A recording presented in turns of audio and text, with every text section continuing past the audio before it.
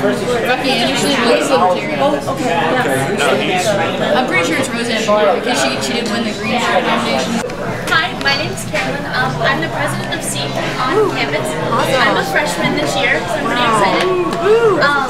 I'm an environmental and sustainable studies major, and it's a new program that we've started up, and I'm focusing in the natural resource sector of it. I'm really excited about everything dealing with it. It's just a lot of new big things going on right now. When I get out, I really want to go and start inner city roof gardens to help against food deserts. And I come from Awesome. Great, thank you. Okay, my name is Alex. I am from Dixon County, which no one knows. I'm also a freshman, but I'm a basic business major, so I don't fit in at all. That's okay. Sure you do. You do. You totally do. I'm interested in joining Carolyn's group because she makes it sound really interesting. And actually voted for her. Oh, thank you. Yay! Voted for Jill. I'm Andrew Smith. I'm a faculty head of the Treehouse Learning Village, where Carolyn is a resident, and also the faculty advisor of SEEK, which is the group that brought you today. And I'm a poet, and I, for 13 years, lived on a commune in DeKalb County, and realized I was a terrible farmer.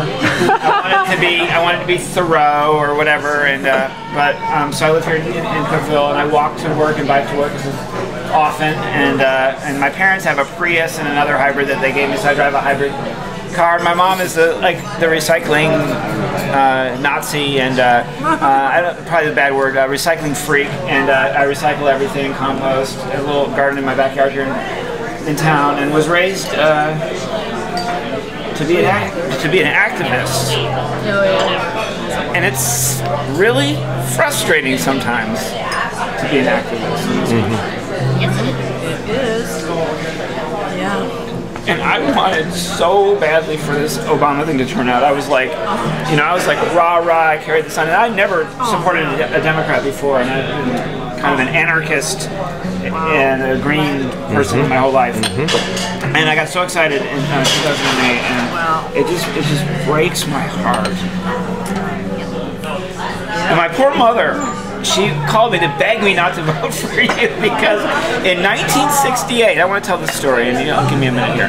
In 1968, we lived in Chicago, and the police were beating up the hippies like a few blocks from where we lived, and I was just a little baby.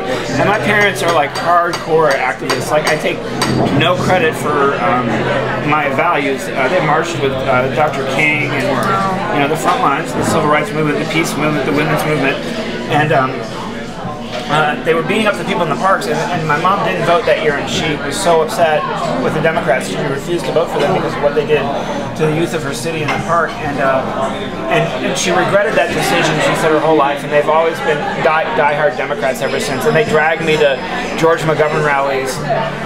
When I was 9 years old, I had the biggest crush on Amy Carter, and I thought Jimmy Carter was the coolest thing ever. And then Reagan happened, and that was really bad. And then when I was finally old enough to vote, it became distasteful to me. And I voted for Jesse Jackson in the primary in 1988, and then I didn't vote again until 2000 when we made her. I'm sick of the way things are being run, so here we go. I agree with the policies pretty much, and that's about it. I mean, should I give you some? There you go. Okay. I'm Al. I'm out of Nashville. I do a lot of work with the Nashville Peace and Justice Center, and we're supporters of the Green Party, and I'm glad I get to be on the tour today. Say a word real quick about what the Nashville Peace and Justice Center is focusing on now. Nashville Peace and Justice Center is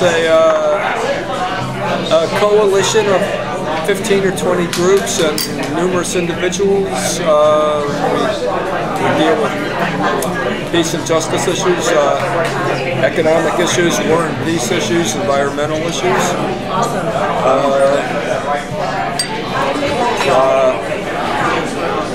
We had we sponsored a candidates forum a week ago, and then we had an anarchist socialist Green Party. It ended in time for us to watch your show with Amy Goodman, and a lot of people stayed for that. We were impressed. And,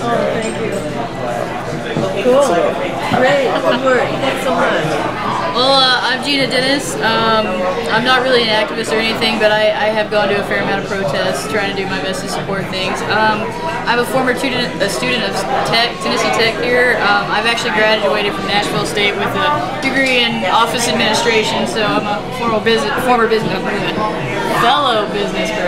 There we go. I can speak English, I swear. And I'm a young mother. I'm in a lot of student debt, you know, so of course you really appeal to me. And I really don't like how the health system is set up in this country. I haven't had health insurance since I was kicked off my dad's when I turned 24. So, yeah, I mean, recently, because of the baby in Tennessee, I got Medicaid, but that's like the first thing I've gotten forever, so I haven't been to a doctor in probably far too long. But yeah, basically I'm just tired of how things are going on in this country. I'm tired of the two-party duopoly. I'm really tired of Wall Street and how much power they have and how oblivious everyone seems to be to the growing problem in the politics and whatnot. So basically I'm just here as a supporter. And I've already voted for you and him and Mr. Pleasant over there and putting up signs for people. So I'm doing what I can. I could probably do more, but I'm trying to help as much as I can to change things. That's great. Thank you so much. Cool. My name is Kate Davidson. I'm Jill's handler, is what they call me. Sounds really crass, but that's the term. And I am a graduate student in Louisville, Kentucky, so I feel like I'm sort of near home right now. I am at the Presbyterian Seminary there doing a Master of Arts in Theology. I came to the Green Party through volunteering. Oh, food time. I came through the Green Party through volunteering in Kentucky with ballot access, and I do LGBT activism and getting ready to write a thesis on social justice related theology. Yeah. And who's this lady over here to your right? Oh, thank you. I'm Jill Stein. You've heard plenty from me, so I'll just say, you know, I got into this as an activist. About 20 years ago, I became an activist, which is pretty late in life. You know, I was like, I was well into my 40s before I became active in the least, always thinking that it was the right thing to do, but I never had time to do it. And it wasn't until I had kids and just got really tuned into what the future meant for them. And as a medical doctor, I was really tuned into this sudden epidemic of asthma, and the rates were skyrocketing, especially in young people, and cancer rates, and learning disabilities, and autism, and diabetes, and asthma. And I sort of like realized that our genes weren't changing. There were things going on in our communities, and it wasn't enough to just give people pills and push them back out the door for the things that were making them sick to start with.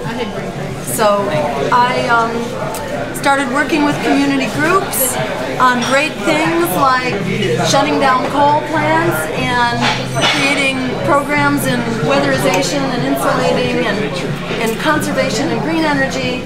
3 times as many jobs per dollar spent as in the fossil fuel sector, and it seemed like, wow, we can clean up our air pollution, save the climate, create jobs, save our health. Surely our legislators want to help. And then you discover that no, that's not what politics as we know it is. Basically about staying the course and serving the status quo and the big money contributors in that status quo. And about that time we passed campaign finance reform in Massachusetts, thinking that let's just get the big money out and that'll fix things. When we passed campaign finance reform, the legislature repealed it. The legislature that was 85% Democratic decided to repeal public financing of campaigns. Even though we passed it as a referendum by a 2-to-1 majority, they repealed it on a voice vote so that they wouldn't have to face political opponents. And that's when I got recruited to join the Green Party, realizing that it wasn't enough just to pass a bill. Because there we had passed campaign finance reform. You know, it could have fixed the system, and that made me realize if we want to fix the jobs we need, the health care we need, the climate we need, we have to first fix the broken political system. So I say, when people say, what kind of medicine are you practicing now? I say, practicing political medicine, because it's the mother of all illnesses, and we got to fix that one in order to fix everything else that's broken. So, on to you. Well, I'm Martin Pleasant. Most people actually know me as Marty. And I don't have any cool hippie names, even though I was a hippie and still am a hippie. So, but before that, I was an Army brat, and my family settled in East Tennessee. And so I grew up in East Tennessee and relatively poor. And my parents weren't activists, and I wouldn't know what that was. Although when I was 5, I grew my hair long and told my family I was a hippie and I was leaving home.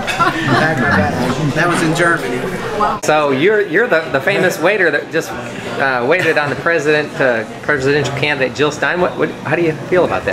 Well, I'm pretty excited. I wasn't sure who it was at first, and when I started to realize, like, once it clicked that she was Jill Stein and she was the presidential candidate, you know, I'd been hearing about her, I was just really excited, and I was a little blown away. I was really hoping I didn't mess up any orders, and like everything was good, and it was really cool. You know, she was really well spoken, and I was really impressed by that. I was really impressed by the fervor that everyone seemed to have for what she was talking about. It was a really cool thing. You know, I was really excited.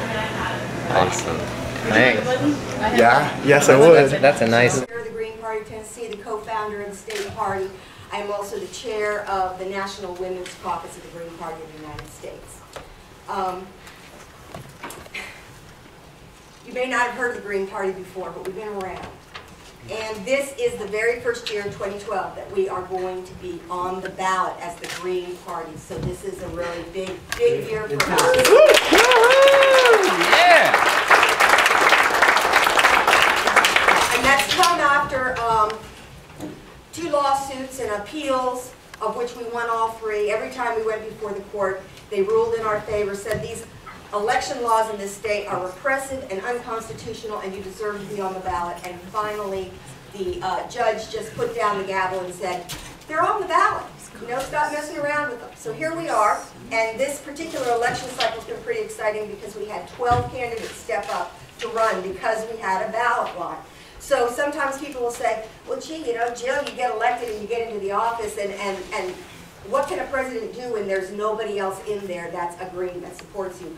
But I guarantee you when this movement grows and Jill gets in the office, she's going to be taking with her candidates all across the country. Because if we get that kind of momentum to get Jill in office, it's going to happen at the local level, at the national level, all across the country. And she will not be alone. She will be in there to do things with backup. So keep that in mind. And just 2 things that I'd really like to share with you before I introduce Jill. One of them is that we really need to start having this discussion from a place of heart. We have to stop this nagging and complaining and finger pointing and everybody else has got it wrong. You know, it really doesn't matter how we got here. Some of it matters how we got here, and we need to deal with some of that problem when we're sitting at the table together. But we don't need to just dwell on that. We need to be looking at those solutions, those things that are going to take us forward. And that's what really the Green Party wants to do. We want to talk about the solutions. I'm a permaculture designer. The credo of my career is care for Earth, care for the people, share the abundance. So the reality is that we do need to do things differently, and we do need to take care of this planet, and we don't need to waste the resources the way we're wasting things now. But also the reality is that there is an incredible abundance out there, and we don't need austerity, and we don't need to hide away and say we have to sacrifice. We can have a wonderful, beautiful, loving, giving, healthy planet and healthy life and still turn this political system around. And that's what it's going to take. Because when we think about how social change happens, how do we get progress the way we want it? The majority of people don't wake up one day and say, gee, you know what? I think we should free the slaves today. Or, gee, I think we should give women the right to vote. Or, hey, civil rights sounds like a good idea. All of these things were brought forward by a few people who spoke out. They were considered radical by the status quo of their day, but they persevered. And slowly but surely the word gets out and the dialogue becomes more engaging and we bring more people to the table. And as we do that, that's when we get to really make the changes we want. So it's okay to be out there on the edge for a while, pushing the envelope, but before long, and 2012 has kind of showed this out, before long, the people are there and they want to do this. And I really think that we represent the values of the majority of Americans, not just the fringe. So we really think that when you listen to Jill's message, you're going to figure out that that is a very good place to put your vote. And I encourage you to think about that. The American public wants to downsize the military and bring home not only the troops from the war zone, but also from these bases, in over 1,000 bases in over 140 countries around the world where we don't need to be. We need a foreign policy based on human rights and international law and diplomacy, not on wars for oil and brute military force. And by standing up now, we can move this forward and turn the breaking point that we face, because we're really at a breaking point. We can turn that into the tipping point and start to take back our democracy and the peaceful, just, green future we deserve. Together we're unstoppable. Thank you for making it so.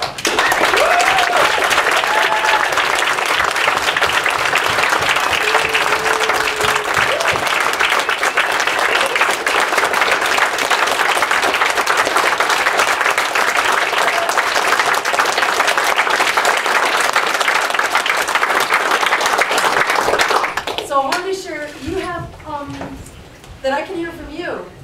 And I just want to add, if you go to the website, do we have materials here, Kate? Yeah.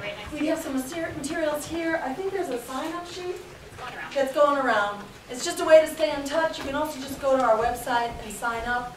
Get on Twitter, it's Jill Stein 2012.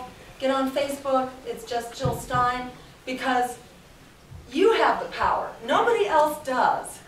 That's the big secret. They want you to think that you are powerless. In fact, you are the most powerful thing out there because of the position that you're in right now and the numbers that you are and your ability to be the media for yourselves, to be Facebooking and Twittering and tweeting and using the internet. You have the power to emerge as a strong force. And for you to do that, no matter where you come out, whether we get 50% of the vote, which would be a big win in a three-way race, or we get 5%, it would be a heads up that there has been a political earthquake, that young people are not going to sit there and take it anymore. Like the young people in Tunisia and Tahrir Square, you have taken the lead in taking back our democracy. You have the numbers, the power, and the vision to do it. So I encourage you to use this campaign as your opportunity to stand up and take back your future.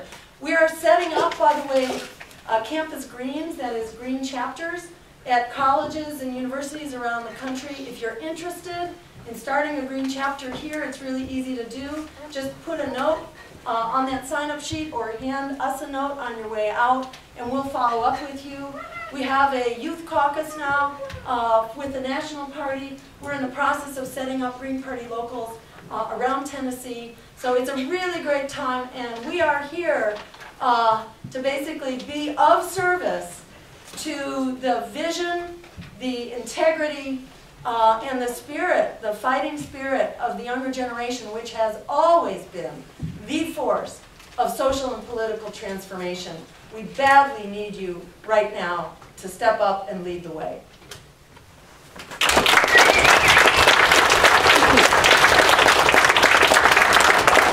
So, questions, comments, thoughts?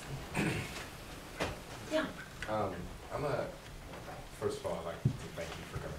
Oh, it's thank you. awesome. But Dr. Stein, I'm part of I'm an avid member of an online community called Reddit.com, Oh, which that's great. you visited about a month ago. Yeah. It was wildly successful. And I just got on here today, and I was asking them, you know, what I should ask you.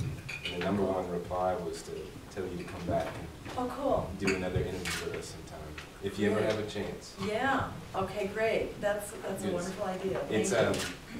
I know it's I've been looking at a lot of my friends and colleagues, people that I know, and it seems like your name is in a lot of people's ears these days. Yeah. And I feel like maybe for me as a college student who doesn't have a lot of money, what can I do to spread the word and do something for the campaign? Oh, awesome. Thank you. You know, I think any way that you can be on the internet, you know, being on Reddit, making the case, you know, that politics as usual is sending us over the cliff, especially young people, and that the Democrats and Republicans, Obama and Romney, don't have a single exit strategy to offer for the crisis that's falling on young people. And especially looking at the climate crisis, because young people take it seriously. And a lot of people have looked at libertarians and said, well, maybe libertarian is a good choice. But, you know, at the end of the day, the libertarian solution is to say that, well, government is corrupted, so the solution must be no government. You know, but in fact, we need Medicare, we need Social Security, we need FEMA. You know, people need food and water after a storm, and above all, we need to change our climate policies so we're not putting ourselves in the eye of the storm to start with. Libertarians don't have a thing to offer about that. They don't have a way to fix it. They don't have a solution to the climate crisis. They don't have a solution to the Wall Street crisis either. And in fact, my understanding is that the libertarians also don't support internet neutrality, that they would let the internet get hijacked by big corporate forces. So I think there are really strong reasons that are emerging for young people who want to vote independent, who don't want to be part of the system, to recognize that the libertarians are still part of that system. They're doing some great things, but they're all about corporate power. They want to get government out of the way so that corporations can just move ahead without restrictions. We want to get money out of politics, get people back in.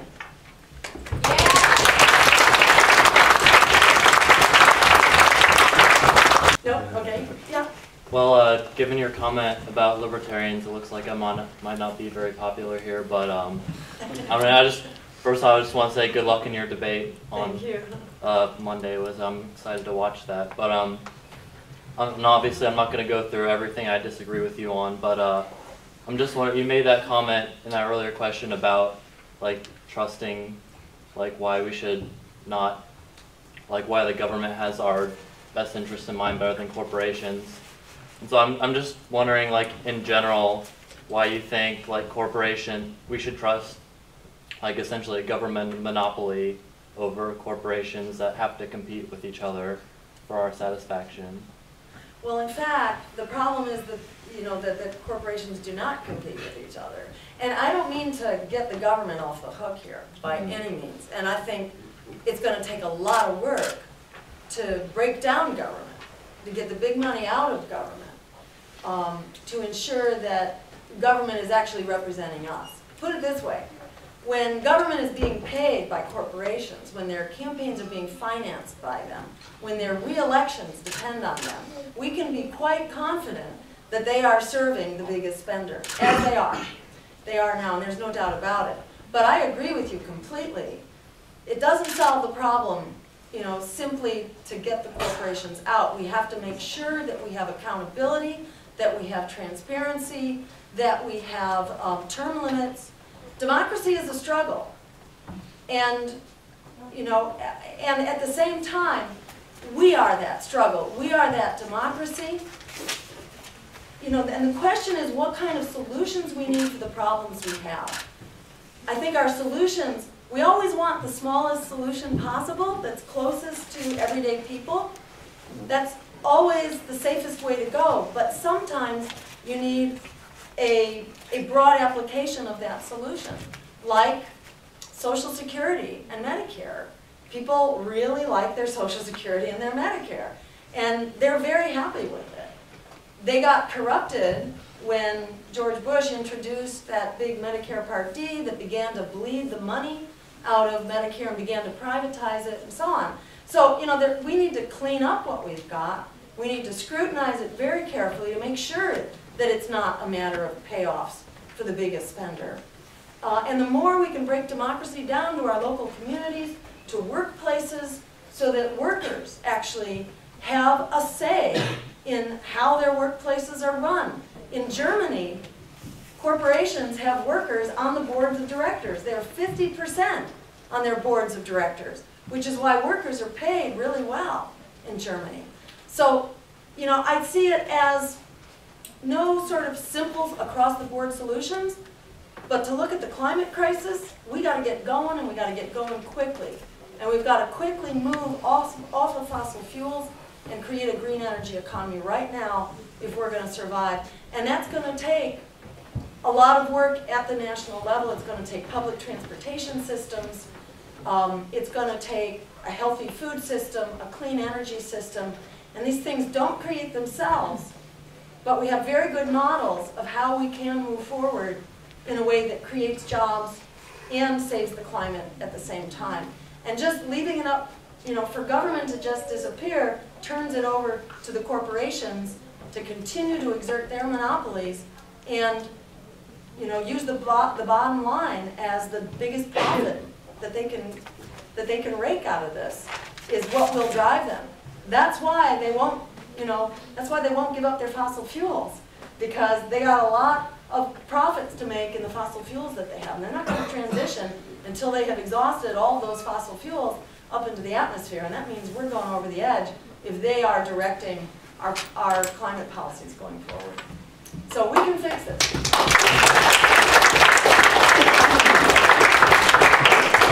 And then we'll go back. Can you repeat one last time what you want to base our foreign policy on? Oh, okay. So the question was, what do we need to base our foreign policy on? On international law, human rights, and diplomacy, not wars for oil and brute military force. This is unfortunately what our foreign policy has become, and we're getting incredible blowback across the Middle East right now because of that foreign policy. There's been no bigger recruiting device for Taliban and for Al-Qaeda and associated groups than the drone wars that we're now inflicting on countries around the world. So we need human rights and international law to lead the way. Thank you. Jill, can you repeat the last question? Oh, okay. All right. My question is actually related to that. I was wondering, how real do you think the threat of terror is against the United States, and what role, if any, does the military, would a Green Party military play in that? Yes. That's a really good question. And,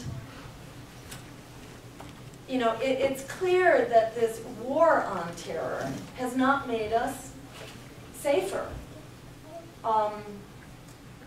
You know, the whole issue about Osama bin Laden and Al-Qaeda, that could have been dealt with strategically. You didn't need a war in Iraq to do that, and you didn't need this ongoing war in Afghanistan to do that. We don't need to be bombing. You know, studies show that this bombing from the drones in Yemen and in Pakistan actually strengthens Al-Qaeda. It strengthens terror. So, you know, it's like that quote from Gandhi, an eye for an eye until we're all blind. You know, if we're committing terror ourselves from the sky and killing innocent civilians, it's going to create more terror coming back at us. You know, so we need to really create true security through building international law, building diplomacy, building security through a green economy here at home, and, you know, and having strong international alliances and relations based on, again, international law, human rights, promoting health care, promoting education, not bombs and militarization. So that's how we build security. And in the words of Ben Franklin, if we sacrifice liberty for security, as Obama and George Bush before him did, and are still doing, we will wind up losing both. So the solution here is not the police state, and it's not the military foreign policy. It's actually, joining the community of nations and building a future that works for us all, especially working together as allies to stop climate change, which is really the biggest threat to us all. We have enough resources to stop climate change, to stop global poverty. Fixing global poverty is a tiny fraction of our military budget. So we can do that, and we can join with other nations and create true security to make that happen. Thank you.